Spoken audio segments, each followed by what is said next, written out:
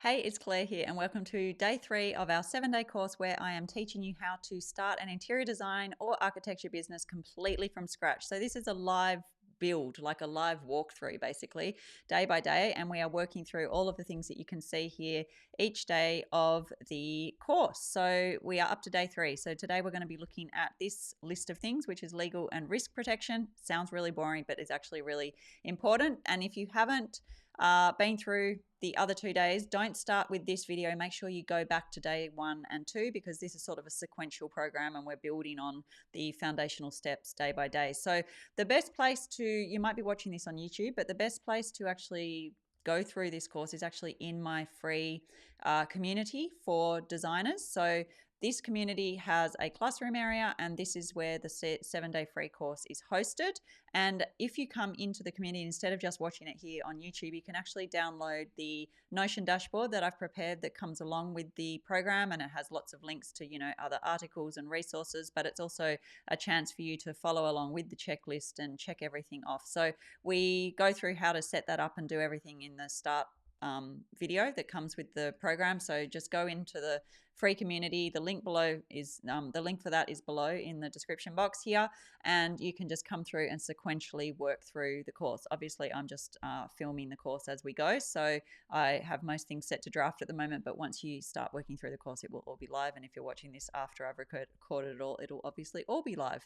So that is where to find the course, and in here we've got, you can have a look at all the different members and the member map, and there's all sorts of other things going on in here and heaps of different conversations where you can interact with colleagues about all the different things that you're having issues with in your business and just ask questions in a safe community. So that is the purpose of the community, but also the best place to go through this 7-day course. Okay, day 3, legal and risk protection. So lesson number 1 of today is do not DIY your legal work. So I see this all the time in the interior design architecture community, less so with architects. They're a bit better at this stuff than interior designers are. But one of the things that designers don't realize is there is a reasonably high level of risk in the type of work that we do. Don't forget that what we are doing when we are working with our clients is working on their largest financial asset for most people. So their home is their largest financial asset. Their business premises are likely to be one of their largest financial assets. Most of us here are working as residential designers, and so we are working with clients on an extremely valuable asset for them. So that doesn't come without risk. And your level of risk actually is really related to the type of work that you do. So architects obviously have a much higher level of risk than someone who is working as an interior stylist who perhaps is just doing soft furnishings or something like that. So the risk profile really depends on the type of work that you do, whether you are working in a registered industry like architects, for example, or whether you are working in an unregulated industry like styling, which is mostly unregulated around the world. So the type of work that you do will sort of expose you to more less risk.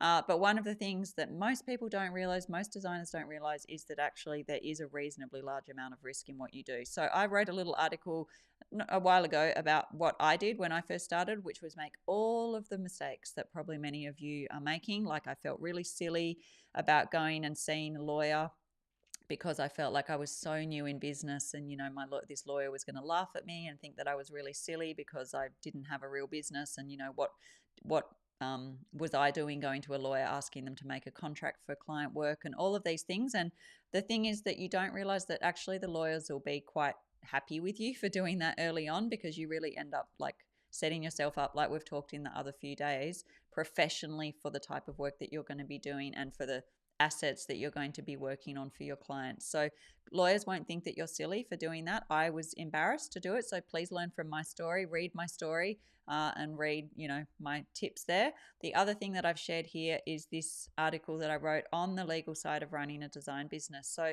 just all of the different things that you may not have thought of in terms of what the legal aspects of the business are.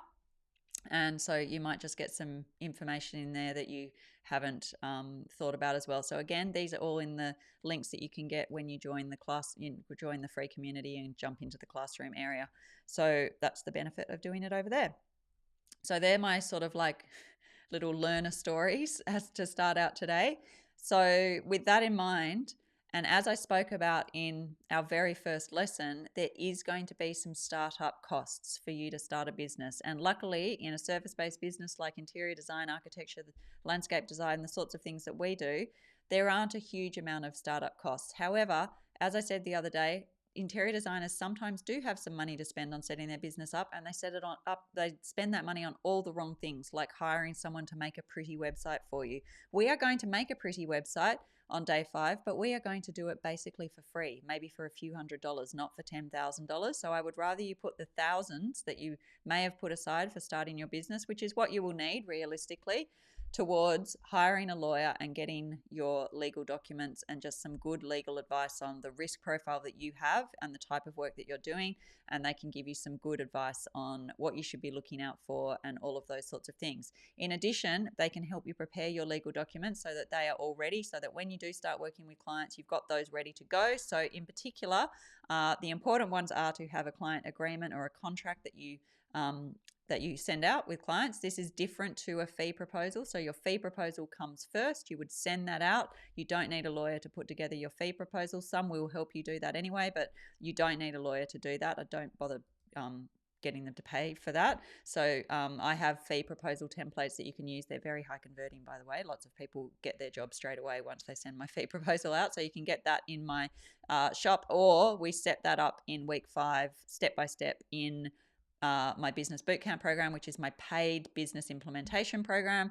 And you can see that, we go step by step through the entire process of working with clients. So instead of you going, I wonder what the next step is, I say, okay, here is how to create the fee proposal template. Then you will quote your project using the pricing calculator that I give you. Then you will you will go through your fee proposal checklist, and you will do this, and send this email and do that. So this is how the program works. So if you don't want to do any of the thinking about how to run a profitable and successful design business, then jump into Business Bootcamp, and that's where I teach you. The link for that is below as well. But back to what we're doing here, which is our free sort of pre-program to Design Business Bootcamp, which is all the stuff that's not included in that program.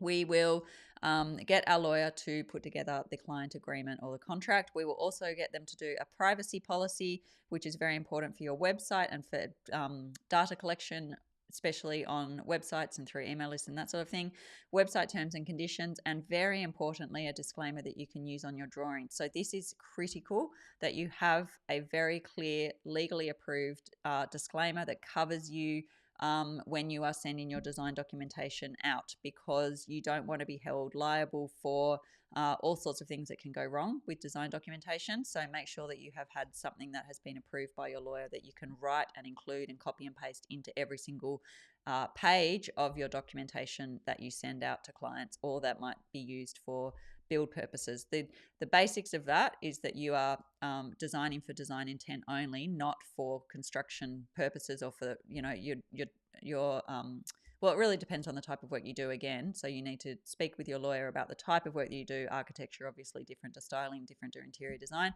and then make sure that they've written you a disclaimer that covers you and helps protect your risk in that particular circumstance. So that's why that's important.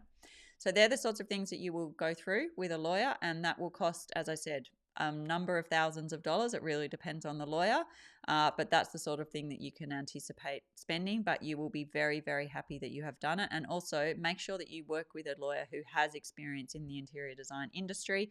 A great place to ask for recommendations is obviously in the free community. They're exactly the sorts of questions that are really great to ask, because we've got members from all over the world, and so there'll be people working with different lawyers and stuff that you can just ask that question in there. So the other thing is, when you're chatting to the lawyer, just ask them about business insurance stuff as well. Many might not know very much about it, but before you speak to a business broker, a business insurance broker, just, it's a good thing to just ask whether they have any advice on what, based on your risk profile, what they would recommend you be getting, because it will depend again on the type of work that you're doing. So they may just say go and talk to the broker, or they may have some information for you about that as well. So while you're talking to them, it's definitely worth asking that question. Okay, read this article about business insurance before you speak to business insurance brokers. This just talks a little bit about the type of insurance you might consider, the type of insurances that exist. This is specifically related to my experience in Australia, but many of these will be the same around the world as well. But again, obviously insurances, legal issues, all of that sort of stuff are quite jurisdiction dependent. Again, that's why it's not a good idea to, for example, buy contracts from the internet, because they won't necessarily actually apply to the jurisdiction that you work and work with clients in. So it means that you may find that if you ever need to rely on that contract, it actually doesn't cover you at all. So again, not a good idea to be doing that DIY type of legal work. So read that article to educate yourself a little bit about business insurances before you speak with the broker. That means you'll have at least a baseline level of knowledge. Another great thing to do is to make use of ChatGPT, of course, or other AI chatbots like Claude or whatever you use, and just ask it. Just say, I'm an interior designer in Sydney. I won't type it all out because it'll be slower, but I'm interior designer in Sydney. I do X, Y, and Z type of work. So explain, I'm only, whatever the type of thing is, or if you're an architect, just explain exactly the type of work that you do. Give me some information on the types of business insurance that I should be considering.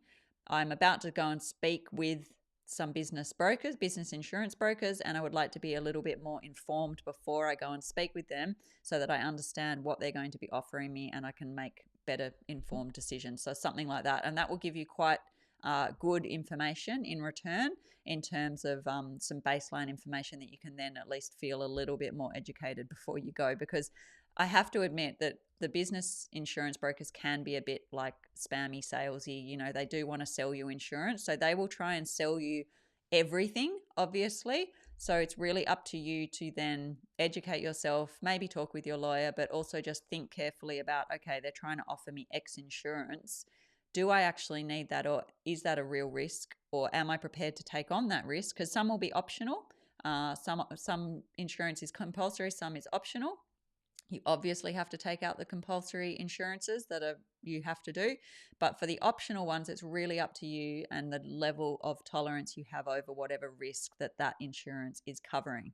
So just be careful that you don't fall into the trap of like taking everything that they offer, because you don't necessarily, again, depending on the spectrum and where you sit on the spectrum, you may not need, XYZ insurance, because it just may be overkill for whatever it is that you do. So, just, really think about that. And again, do think for yourself and get proper advice, because I don't want you to turn around and say, you told me I didn't need to have insurance. That's not what I've said at all. You will need insurance. It's just a question of which of the insurances that you need to take out and which ones you're willing to hold the risk for without them.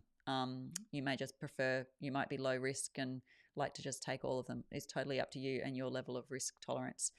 The other thing I would recommend is that you speak to at least 3 brokers. I have found over the years that the quotes that I get vary so much. So try and get them to quote on exactly like you would with when you're getting a building scoped, like when you're getting a building priced up for your scope of works. Like, make sure they're all pricing on exactly the same things. So that's the first thing, because otherwise you're going to end up with quotes that are for all different types of insurances. So once you've decided which insurances you want, and you're informed enough to know that, make sure that they are quoting each of them on those specific insurances for the exact same amounts of time. And that way you'll be able to see like for like what their quotes actually are. But I've always found that there's just a lot of variance in the business insurance industry. So I would definitely get a number of quotes. Don't necessarily just go with the cheapest one. Make sure you read the service, like the disclaimers, and make sure you understand what the product they are giving you is, and make your own checks and balances on all of that as well. But just know that you do get quite a variation. And then finally, just make sure that you don't need any specific registration, licensing, or whatever in your region. So for example, interior designer, you are not allowed to call yourself an interior designer in certain parts of the world. So make sure you understand and know this. In other parts of the world, you can call yourself an interior designer. For example, in Sydney, there's no, at the moment, there is no regulation that anyone can call themselves an interior designer. That's not it's not even a regulated industry. Anyone can work as an interior designer. Some of those things are in the talks of being changed, but at the moment, as of recording this, that is the case. But as I said, around the world, the laws around that differ. Again, ChatGPT is not a bad place to start, but ChatGPT and AI can get this stuff wrong. So don't rely on that specifically.